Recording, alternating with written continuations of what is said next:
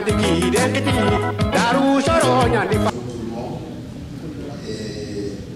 merci à l'association Sonicara.com d'avoir organisé ce thème ce soir pour mon assemblée. Je fais partie des anciens dans cette salle-là et c'est pour cette raison-là que je me permets de commencer à parler du thème. Alors, il est tellement large. Je ne sais pas si on peut aborder dans tous ces aspects, parce qu'on peut classer les associations par plusieurs catégories en France, qui sont bien formées.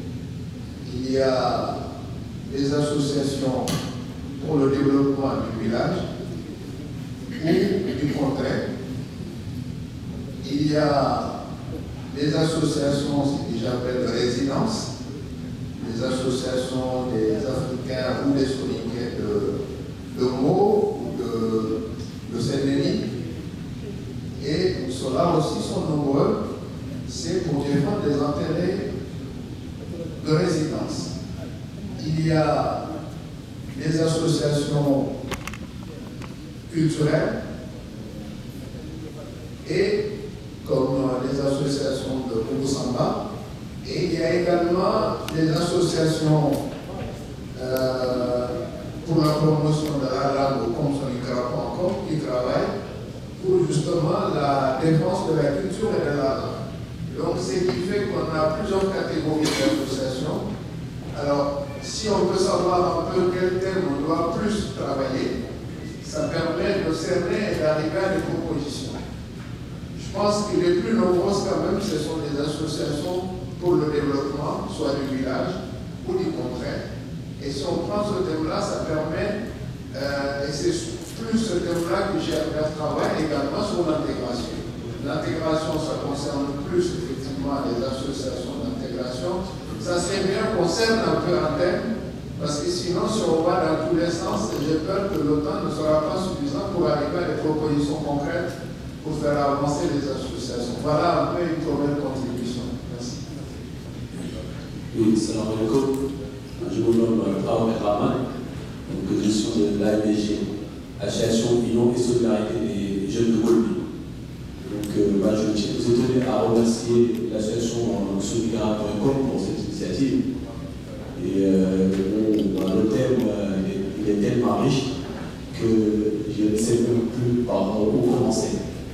Par contre, ce que je voulais juste dire, c'est dans le cadre de notre association, l'AMG, que je connais, nous on l'a créé dans le but de créer un réseau de solidarité entre les jeunes de Golbi, afin de nous connaître et essayer de travailler ensemble pour le développement du village de Golbi. Donc c'est dans cet objectif-là en fait que nous on a créé cette association. Bonjour, je suis Moussaro, le président de l'association des ressortissants bancaires en France. Tout d'abord, je remercie les initiateurs de ce débat.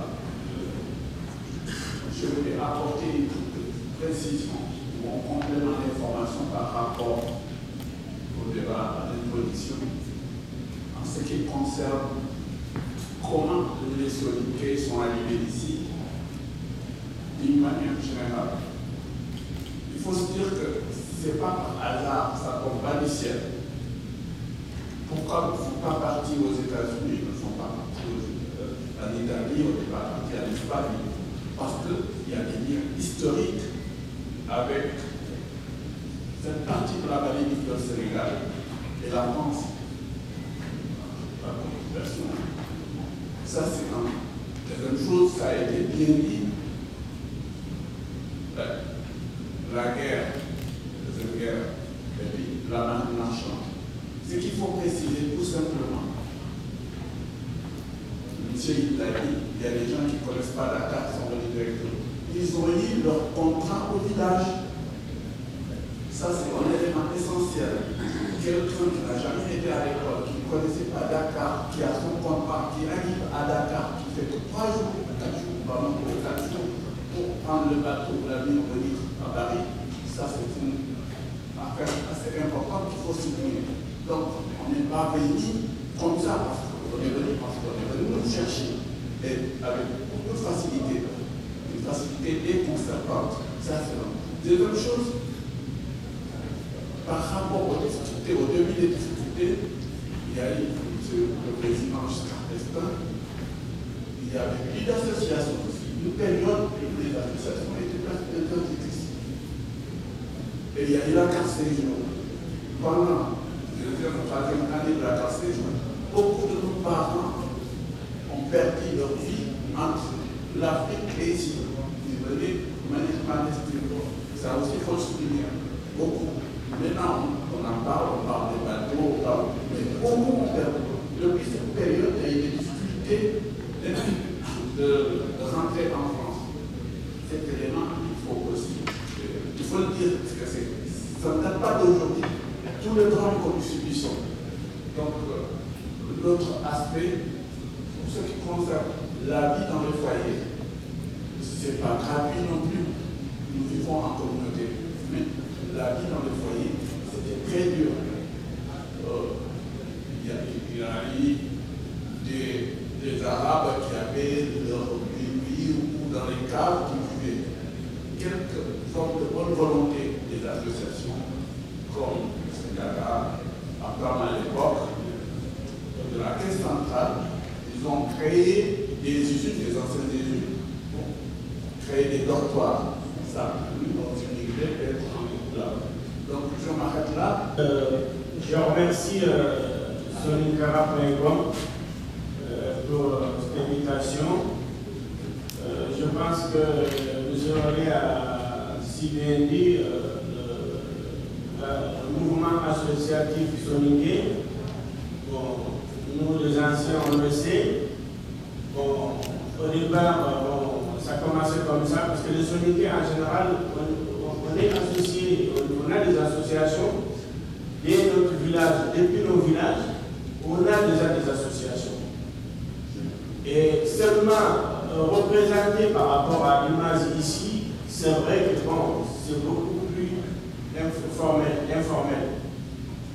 Et donc, c'est cette image-là que nous avons reproduit ici au départ des années 70-73. Et les associations, tous les villages, chaque village a son association. Mais au départ, les associations étaient beaucoup plus occupées. L'objectif des associations, c'est de pallier quelqu'un qui a des problèmes pour le rapatrier au village, quelqu'un qui est tombé malade, ou des problèmes internes. Les associations sont fondées et ils étaient informels.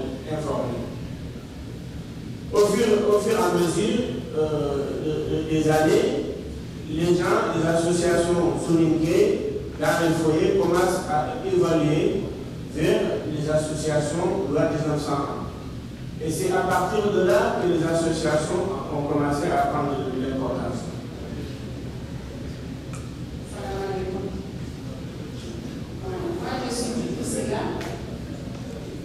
Je représente aujourd'hui RFAS. RFAS, c'est Réseau des femmes africaines de Sévra et des environs. Pourquoi nous on a voulu créer? Je crois que c'est ça le but. Vous voulez savoir pourquoi. Donc RFAS n'a pas commencé à Sévra. Ça a commencé en 1993. On a créé au Sénégal parce qu'on se sentait mal à l'aise. Beaucoup des associations féminines s'est créées sans formation. Donc nous les anciens, c'est pour ouvrir, rencontrer, échange de savoir. Donc on a continué, on a formé beaucoup des associations. Ça c'était toutes les associations féminines, pas seulement africaines. Après maintenant, quand je suis arrivée à l'enseignement, j'ai vu que toutes les femmes ont été dispersées, les enfants avaient besoin des aides. La mairie se plaignait parce qu'il y a beaucoup d'Africaines, il n'y a pas d'association africaine. Et ils ne peuvent les répondre que les associations. Et donc, en 1989, en 2009, nous avons créé ces réseaux. Pourquoi on a dit réseau des femmes africaines et c'est vrai des environs? Parce qu'il y a tous les environs qui touchent les mêmes problèmes. Donc, notre réseau, il n'y a pas que des Soninké. C'est des femmes africaines, comme c'est entendu. Il y a les Burkinabés, il y a les Guinéens, il y a les Ivoiriens. Mali, Mauritanie, Sénégal et Gambie. Donc, depuis là, la mairie nous a aidés. On a fait des médiations. Dans la ville de Servan, il y a 3 centres socio-culturels. Et chaque centre socio-culturel, on avait une médiatrice sonique, mais qui parle bambara, qui parle français, kassonké, tous les peuples, et wolof, qui tournait dans la ville de Servan. Déjà pour les recenser les problèmes qu'on a entre la ville et nous. Et c'est quoi le problème aussi, recenser aussi les problèmes entre parents et enfants, et entre familles. Donc nous, avant c'était chez moi les sièges, la mairie nous a donné des bureaux dans tous les centres sociaux où on peut rencontrer les femmes. Les jeunes filles disaient non, comme tu as des darons, moi je préfère venir chez toi. Donc quand elles ont un besoin, elles m'appellent, je dis ok, il n'y a pas de problème. Donc chez moi c'est un set pour les jeunes et les centres sociaux c'est pour les darons, donc nous n'aimons pas. Et pendant quelques années, la mairie nous a dit maintenant que tout va bien, je vais m'en charger de la médiation socio-culturelle, sociale. Donc nous, au lieu d'aller embaucher quelqu'un ailleurs, la personne qui faisait la médiation au nom de l'EFAS, elle a été recrutée au nom de la ville. Et jusqu'à présent, elle fait la médiation dans le cadre de la ville de Servan. Mais nous, on est là, toutes les activités de la ville, on participe. Quand on voit les jeunes dans la rue en train de cracher ou en train de se disputer, en tant que parents, on ne peut pas chercher si c'est des Arabes ou des Noirs. On va vers eux, on les raisonne. Voilà les raisons pour lesquelles nous, on a été créés. Je présente Gary Karate, je suis européen et je suis une association à développer. Par rapport à la jeunesse que vous avez relatée tout à l'heure, j'ai un petit problème, c'est que toutes les associations villageoises qui ont été créées ici, vous l'avez dit dans votre développement, on a pris la base, sur la base des associations qu'on avait, le type de regroupement qu'on avait au village. Donc on a essayé de monter des associations ici en France, sur cette base-là. Ça a marché pour les associations villageoises, les caisses villageoises, on a fait des rapprochements. Et quand on a voulu passer sur le modèle loi 1901, il y a eu des limites. Si vous prenez le handicapeur sur le Rwandais, la seule association qui a été créée à ma connaissance, elle date de 1987, sur la base de la loi 1901. Et aujourd'hui, nous avons des limites, parce qu'on n'a pas beaucoup d'adhérents, par rapport par exemple à la caisse villageoise où l'adhésion est obligatoire. Et où les termes qu'on relate là-bas sont bien ciblés, sont bien vraiment encadrés, on ne peut pas sortir de certains sujets. Alors que la loi 1901, les associations sur la base de la loi 1901, relate d'autres thèmes, mais qui n'intéressent pas plus le village aux jeunes adhérents, aux jeunes ressortissants de Rwanda, par exemple, qui viennent d'arriver sur le sol français. Donc ma question, c'est ça, est-ce qu'il n'y a pas des limites sur la loi 1901 qui empêchent aux associations actuelles de ressortissants africains, par exemple, de pouvoir vraiment faire un bond, un essor, vraiment réaliser ce qu'ils veulent faire. Voilà.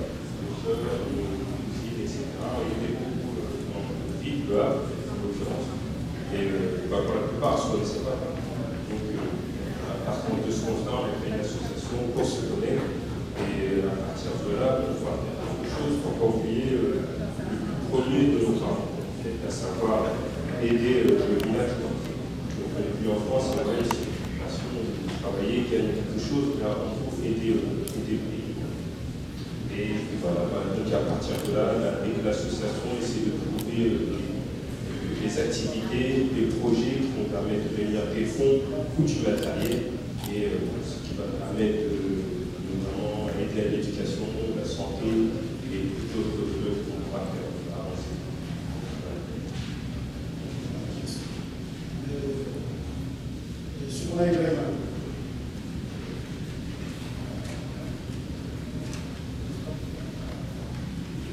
Des associations des jeunes et ressortissants de Djokourani en France. Voilà, donc aujourd'hui, nous, on est des jeunes associations. Donc, on a créé créé notre association pour prendre la relais des anciennes associations des communautés de village.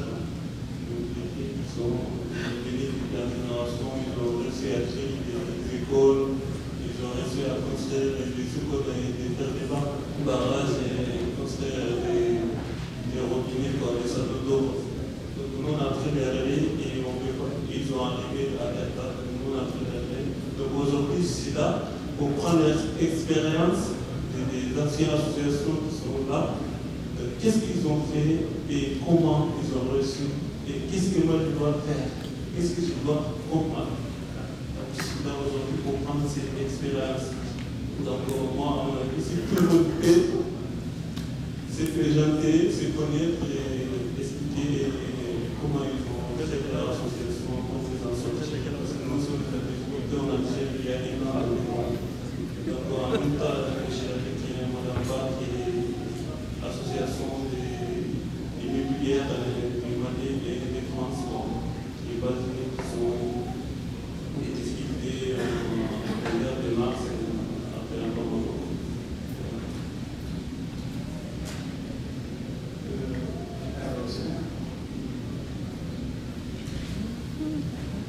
Bonsoir tout le monde. Moi, c'est Mme Fanta Diallo. Je viens d'arriver du Mali. Je suis là pour quelques jours. Je travaille avec Soukouna. On a une agence immobilière au Mali. Et on a une auto-école à Pakoji-Colonie aussi. Pour des gens qui sont intéressés pour les permis. Moi, j'ai une auto-école à Bamako. Je travaille avec Soukouna. Et l'auto-école Tigana à Pakoji-Colonie. Tigana, oui. On a une agence immobilière, on fait les terrains, on fait la construction. Merci. Moi, je m'appelle Sidi Traoré, l'association des ressortissants des Djadibinés en France. Parlant des jeunesses des associations, notre association elle a été créée en 1988. Comme l'a dit un certain nombre d'intervenants, au départ, il y avait ce qu'on appelle une caisse villageoise. Donc, c'est une caisse qui a été créée par les anciens qui sont arrivés là vers les années 60. Mais on s'est rendu compte à un certain moment qu'on était face à un blocage. Donc, parce que cette caisse, en fait, n'obéissait pas aux lois, ce qu'on appelle la loi de 1901. Donc, c'est pour cela que nous avons monté notre association. Le premier objectif de notre association était de venir en aide donc, aux personnes qui sont au village, qui sont restées au village, c'est-à-dire en fait l'ensemble du village. Donc, d'une part, monter des structures sanitaires pour aider les personnes nécessiteuses à bénéficier des soins. Et ensuite, concernant les écoles qui étaient là-bas, parce que les écoles qui étaient à Djadibinés dataient de 1960-50, donc il n'y a pas jusqu'à une date récente, il n'y a pas eu des salles de classe qui ont été construites. Donc on s'est rendu compte aussi que l'association pouvait s'investir dans ce domaine. Donc nous avons construit des salles de classe pour que tous les enfants puissent aller à l'école. Le troisième volet de notre association constitué, parce que depuis quelques années, on est confronté à un problème d'eau potable. Donc il n'y avait pas de potable à Djadibinés. Donc on a, par le financement de notre association, ça c'est des fonds propres. Donc on n'a pas eu de l'aide de l'État ou de qui que ce soit. Donc c'est le fonds de l'association qui nous ont permis d'installer des fontaines eau. Et actuellement, donc, je peux vous dire que presque dans toutes les maisons de la Guinée, il y a de l'eau courante, de l'eau potable. Donc voilà ce que l'association a pu faire. Récemment, toujours par les actions de cette association, nous avons pu installer un grand barrage à Djadibinés qui nous a coûté à peu près 50 000 €. Donc effectivement, une partie de ce montant a été financée par l'État, par le PNUD, le programme de Nations Unies pour le développement, et une partie, 10 000 € ça a été financé par l'association des ressortissants des Djadibinés en France. Donc voilà, en grosso modo, ce qu'on a pu faire. Donc le problème que nous sommes confrontés actuellement à des associations, je pense que c'est le cas de la plupart des associations, c'est parce qu'il n'y a pas une synergie entre les associations qui travaillent. Donc on peut travailler sur le même domaine, mais on ne se change pas. Donc, si on ne se change pas, forcément, il y a quelque chose qui manque. Donc, pour les associations, on doit se changer. Donc, voir quels sont les problèmes de chaque association pour qu'on puisse dépasser ce problème-là et créer des choses concrètes. Merci beaucoup. Tout à l'heure, qui a dit qu'il y avait un souci entre comment est-ce que nous pouvions comment est-ce qu'on pouvait quitter les associations villageoises pour être efficace dans les associations villageoises. C'est une question réelle. C'est une question réelle que nous traitons au GNR parce qu'en fait, il faut que nous comprenions tous que, et vous l'avez dit, quelqu'un l'a dit tout à l'heure, quelqu'un a dit dans les associations villageoises, nous étions presque obligés d'adhérer. Tout le monde était obligé d'adhérer et tous les projets étaient tournés vers là-bas. Il se trouve que les enfants, comme on dit, de première génération, ne sont pas la première génération. C'est des enfants d'ici, ils grandissent ici, ils sont nés ici. Ils n'ont pas la même préoccupation que les parents. Il faut déjà qu'on l'ait bien compris pour voir comment les accompagner à s'approprier à la fois la vie ici pour rejoindre ce que disait monsieur, parce que les jeunes ici veulent pouvoir faire la politique, veulent pouvoir être reconnus, veulent que les discriminations cessent, veulent, quand ils ont été à l'école, pouvoir avancer dans ce pays tranquillement. Et comme l'a dit monsieur, ensuite ils verront dans quelle mesure ils peuvent aider le pays d'origine. Ça, il faut que nous l'ayons tous accepter. Tant qu'on n'aura pas accepté que les enfants ici sont d'ici, tant qu'on n'aura pas intégré cet aspect, on va toujours se poser des questions. Donc, à nous de travailler ensemble sur ces questions. Ça suppose, je n'ai pas fini, ça suppose tout simplement que cette type de réunion SFX aujourd'hui, qu'on puisse le faire à l'atelier et qu'on puisse débattre de la méthodologie qui implique, qui pousserait les jeunes aujourd'hui à pouvoir s'impliquer. Ça, c'est le premier point. Et madame, votre intervention a été très belle. Elle a été super. Parce qu'en fait, devant comme vous, nous en cherchons. Parce que ce qui se passe aujourd'hui, c'est de voir comment est-ce que nous nous impliquons dans nos villes d'origine où nous vivons. Si nous ne nous impliquons pas, qui va le faire à notre place? Personne. Et vous avez résumé le travail qu'il faut faire. Il faut pouvoir faire des diagnostics locaux. Nous sommes dans un territoire. Quels sont nos problèmes? Comment nous traitons autour de ces problèmes? Quelles solutions nous proposons? Et comment nous nous organisons pour les réaliser? Si on ne peut pas le faire, et vous l'avez fait, la mairie vous a ouvert les portes. C'est comme ça. Les mairies ne sont pas racistes. Les mairies attendent que vous alliez leur dire voilà ce que nous voulons faire. Et monsieur vous a dit, vous avez dit une chose, vous allez faire la méthodologie. Ce n'est pas parce qu'on est docteur qu'on est expert en projet de développement. Ce n'est pas parce qu'on est docteur en mathématiques qu'on peut monter des projets, les accompagner. C'est un savoir-faire. Et c'est un savoir-faire. Des personnes font des études pour apprendre à monter des projets, à les accompagner. Aujourd'hui, ce que le GNR propose, tout simplement, c'est l'appui au montage des projets associatifs. Les formations sont organisées régulièrement au GNR. Ce n'est pas, c'est tout simple que le contexte, l'objectif, les activités, comment chercher les financements. Vous avez raison, vous ne pouvez pas tout payer, c'est pas possible. On ne peut pas passer le temps à tout payer là-bas. Il y a des dispositifs ici qui existent pour appuyer les associations. Ça, nous pouvons vous accompagner là-dessus aussi. Je vous remercie. APLS, le monde APLS ni Association pour le développement du Sorma. Le Sorma, ça se trouve dans le cercle de Baflavi. Au centre de la il y a 20 km. Bon, l'association comprend 18 villages. C'est toute la commune. Au Boga de Gavarino, dont on comprend le développement. Actuellement, il y a des squares qui ont des maraîchages. On est sur le code à l'autre manière. On est qui fait que l'on manque à quel sur les gars à Nédia. On a mis un peu de vie pour adhérer. Il va monter à l'Osako, Bakari. Bon, ce n'est pas mon idée. C'est entre êtres demander. Mais qui demande à nous qui dit Kara nourrit France.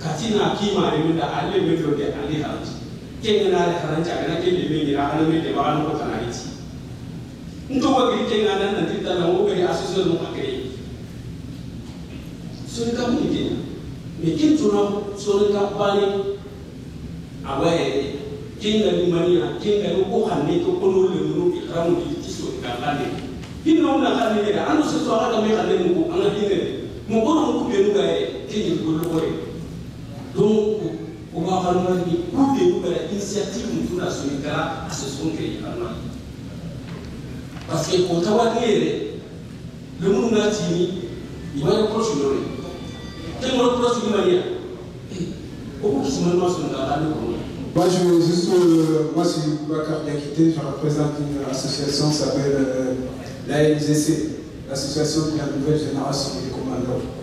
Donc, pour vous dire pourquoi je suis là, donc, notre association est encore jeune, donc on a créé en 2010. Donc, c'est une association à pour but de rapprocher les jeunes ressortissants du village en France et afin de travailler ensemble et récolter des fonds pour le développement du village. Donc aujourd'hui, je suis là pour avoir des idées, parce que l'association est encore jeune. Donc j'aimerais bien entendre des idées comment on peut faire pour développer une association. Comme Missy a expliqué tout à l'heure, l'association Solingué, par exemple, chez moi, notre village ici, il y avait une association, mais c'était comme, c'était pas une association informelle, c'était une association c'était une entraide. Donc, comme il a dit Michel tout à l'heure, ils font une récolte de fonds pour que s'il y a un problème, et nous on veut que l'association soit sur le loi de 1901 et qu'on puisse avoir des aides au niveau de l'État, au niveau des associations, des grandes associations. Donc, je suis là pour avoir des idées et comment on peut faire pour développer une association, pour passer le message. Voilà. C'est pour ça que je suis là aujourd'hui. Je représente l'association JK de Yafera. Notre association, en fait, c'est une association issue de jeunes Yaférois issus de l'immigration, tous nés en France, qui n'avaient pas forcément une connaissance de la langue soninké et de la culture soninké. On a, nous, d'abord, dans un premier temps, décidé de nous rassembler pour nous connaître et pour un petit peu répertorier nos compétences et nos connaissances, pour pouvoir nous aider, nous déjà dans un premier temps ici, c'est en fait un élan de solidarité dans un premier temps. Après ça, après le rassemblement, c'est dit qu'est-ce qu'on pourrait faire pour aider, aider au développement de pour contribuer plutôt au développement de notre village. Et là, on a constitué à travers diverses activités, comme des pièces de théâtre, des activités sportives. On s'est fait un petit peu de propagande pour diffuser la culture soninké. Et aujourd'hui, je suis là parce que ça fait 10 ans que notre association existe. Au début, elle était très active avec de jeunes étudiants. Maintenant, ces jeunes étudiants ont commencé à avoir leur propre vie, leurs activités professionnelles, mais le besoin est toujours là. Grâce à nos 10 ans d'existence, on a pu gagner en crédibilité, on a pu aider au développement de notre village. Et j'aimerais que d'autres associations ici nous fassent part de leur expérience pour savoir comment elles font pour durer et exister dans le temps. Donc voilà, on aimerait créer des partenariats et de nouveaux liens. Et c'est pour ça que je pense que là, je suis allée là où il y avait beaucoup de soninké, on peut se rassembler parce que les manifestations soninké sont rares ici et puis les gens qui disent de moins en moins. Voilà.